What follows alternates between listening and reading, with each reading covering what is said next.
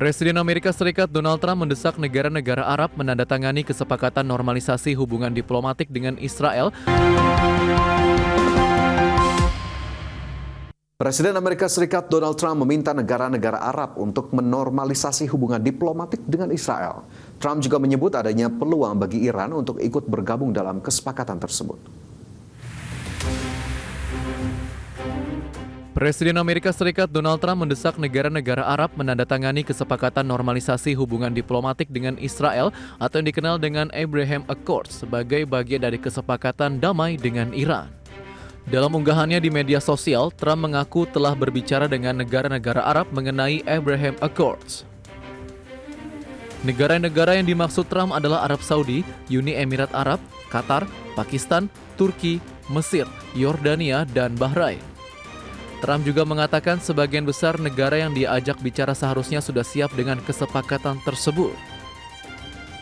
Pernyataan keras Trump ini dinilai sebagai strategi untuk meredam kritik dari kelompok garis keras terkait Iran di Amerika Serikat. Salah satunya adalah Senator Partai Republik Lindsey Graham yang sebelumnya telah memperingatkan Trump agar tidak memberikan kelonggaran apapun kepada pihak Teheran. Trump juga menyebut adanya peluang bagi Iran untuk ikut bergabung dalam Abraham Accords. Namun skenario tersebut dinilai sangat mustahil terjadi selama rezim teokrasi Republik Islam Iran masih memegang tampuk kekuasaan. Berbagai sumber IDX Channel. Kepala Ekonom Permata Bank Joshua Pardede menilai pemerintah masih perlu memperjelas aturan pelaksana dan mekanisme teknis Badan Ekspor DSI, termasuk di dalamnya mekanisme harga dan tata kelola penjualan ekspor melalui satu badan terintegrasi. Menurut Joshua, kejelasan aturan dinilai penting agar implementasi kebijakan tidak menimbulkan ketidakpastian di kalangan pelaku usaha dan investor. Joshua juga mengingatkan agar kebijakan tersebut tidak menimbulkan sentimen negatif terhadap iklim investasi asing di Indonesia. Menurutnya, sektor hilirisasi pertambangan masih membutuhkan dukungan modal besar dari investor global. Jika implementasi DSI tidak dilakukan secara hati-hati, maka dapat mempengaruhi minat investasi asing langsung atau FDI ke Indonesia. Yang bisa kita pastikan adalah dampaknya kepada ekspor memang kecil sekali. Ya, tambahan dampaknya kepada peningkatan ekspor ini relatif kecil karena kan semangat utamanya adalah untuk bisa meningkatkan penerimaan, ya khususnya penerimaan perpajakan ya, karena memang ini kan banyak hal-hal sebelumnya yang under invoicing itu yang mau ditanggulangi. Ya, tapi tentunya tadi ada ada set efeknya lagi tadi yang mungkin harus dijawab tadi dari sisi peraturan pelaksananya ya. Belum lagi juga tentunya nanti hal-hal teknis. Kementerian SDM memastikan impor pasokan minyak mentah dari beberapa negara dapat dieksekusi langsung oleh PT Pertamina maupun Badan Layanan Umum. Terbitnya Perpres terbaru sengaja dirancang untuk memberikan kepastian hukum dan perlindungan bagi korporasi yang mengeksekusi impor.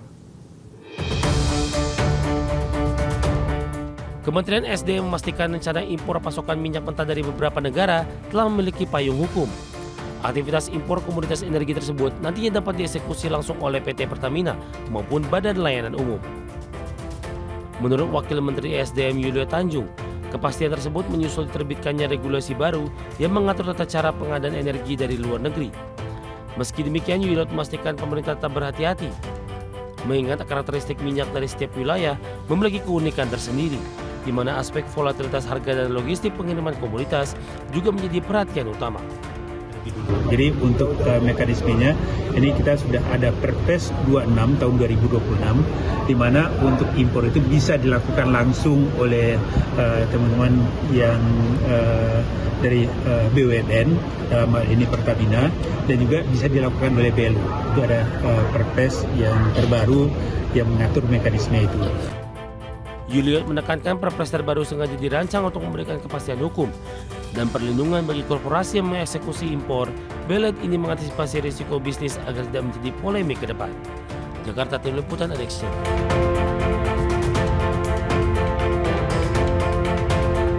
Terima kasih Anda masih bersama kami, pemirsa. Kita ke informasi mancanegara. Perdana Menteri Israel Benjamin Netanyahu menegaskan bahwa Israel akan mengintensifkan serangan terhadap kelompok Hizbullah di Lebanon. Penegasan ini disampaikan pada Senin kemarin waktu setempat di tengah masih berjalannya negosiasi antara Amerika Serikat dan Iran untuk mengakhiri konflik di kawasan tersebut.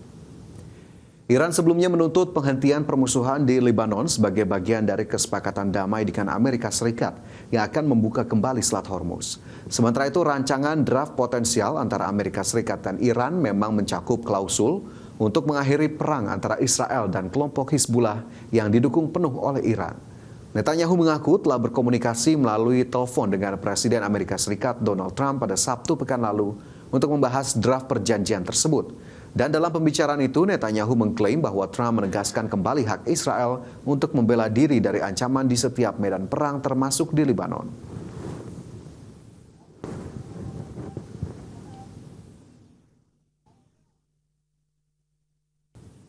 Kementerian Luar Negeri Iran menegaskan pihaknya mulai memungut biaya layanan navigasi dan lingkungan bagi seluruh kapal komersial yang melintasi kawasan Selat Hormuz. Kebijakan sepihak ini langsung memicu gelombang protes keras dari 5 negara Teluk karena dinilai menabrak batas kedaulatan maritim internasional. Situasi geopolitik di jalur logistik energi paling vital di dunia kembali memanas. Juru bicara Kementerian Luar Negeri Iran, Ismail Baqai, membantah jika negaranya disebut tengah menerapkan sistem tarif tol di Selat Hormuz. Pihak Teheran berdalih pungutan tersebut murni merupakan biaya atas penyediaan layanan navigasi serta sebagai langkah perlindungan lingkungan di sepanjang Teluk Persia hingga Laut Oman. Kendati demikian, ketegangan memuncak setelah otoritas Selat Teluk Persia Iran atau PGSA menerbitkan peta baru yang memperluas zona pengelolaan mereka secara sepihak. Zona teritorial baru itu membentang dari wilayah Qui Mubarak dengan mencakup perairan kedaulatan Uni Emirat Arab serta Oman. Berdasarkan aturan baru tersebut, seluruh kapal dagang internasional kini diwajibkan mengantongi izin tertulis dari otoritas Iran sebelum diperbolehkan melintas. Merespons agresivitas Teheran, 5 negara Teluk yakni Uni Emirat Arab, Arab Saudi, Bahrain, Kuwait, dan Qatar resmi melayangkan surat protes bersama kepada Organisasi Maritim Internasional atau IMO. Mereka memperingatkan seluruh armada kapal komersial dunia untuk mengabaikan regulasi sepihak Iran tersebut. Konflik perebutan jalur ini kian memperparah kebuntuan ekonomi, mengingat Selat Hormuz yang menjadi jalur dari 1/5 perdagangan minyak dunia saat ini masih berada dalam status blokade militer bersama Amerika Serikat. Bagi sumber Adexian. Di tengah gejolak sosial dan politik yang masih belum berakhir, pemerintah Bolivia mengeluarkan kebijakan pemotongan gaji hingga 50% bagi presiden serta jajaran kabinet. Adapun aksi unjuk rasa di Bolivia telah meluas dan mengganggu rantai pasok. Presiden Bolivia Rodrigo Paz pada Senin kemarin mengumumkan pemotongan gaji presiden serta jajaran kabinet hingga sebesar 50%. Paz mengumumkan kebijakan pemotongan gaji di tengah meningkatnya krisis politik dan sosial yang melanda negara tersebut. Berbicara dalam sebuah upacara resmi di kota Sucre, Paz juga menyampaikan bahwa para menteri kabinetnya akan turut memangkas gaji mereka hingga separuh. Langkah pemangkasan gaji tersebut dilakukan saat Bolivia memasuki pekan keempat gejolak politik dan sosial yang terus memburuk, di mana demonstrasi dan aksi protes di berbagai wilayah telah memicu gangguan rantai pasok, terutama di kota La Paz dan El Alto. Sebelum keputusan tersebut, Paz menerima gaji bulanan sebesar 24.978 Boliviano atau setara sekitar 64,7 juta rupiah, yang merupakan batas maksimum gaji pejabat publik di Bolivia. Dan pasca kebijakan pemotongan, maka gaji Paz akan menjadi 12.489 Boliviano atau setara sekitar 32,3 juta rupiah.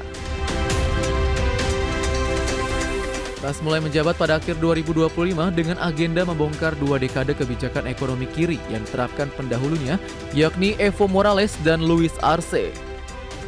Dalam upaya menstabilkan keuangan negara, Paz mengalihkan pendekatan pemerintahannya ke Amerika Serikat, lembaga keuangan internasional, dan sektor swasta, sambil secara bertahap menjauh dari serikat pekerja yang memiliki pengaruh besar di negara tersebut.